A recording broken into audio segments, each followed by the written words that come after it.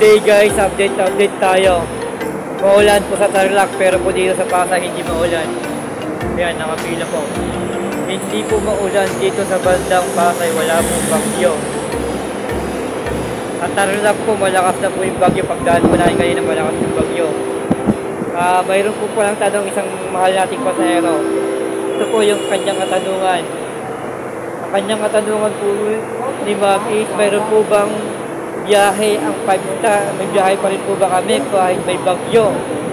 Ang sagot po namin dyan, Ma'am, is mayroon pa rin may biyahe kahit may bagyo. Kahit signal number 5 yan, hanggat may nadadaanan po sa daan, may biyahe pa rin po kami. Hindi tumitigil ang 5-star kakabiyahe kahit may nadadaanan. Sana nasagot po ba yung tanong nakatanong video na ito? Masunod ka ng video, kahit comment po ba ang inyong mga katanungan, sasagutin po natin. Salamat and goodbye.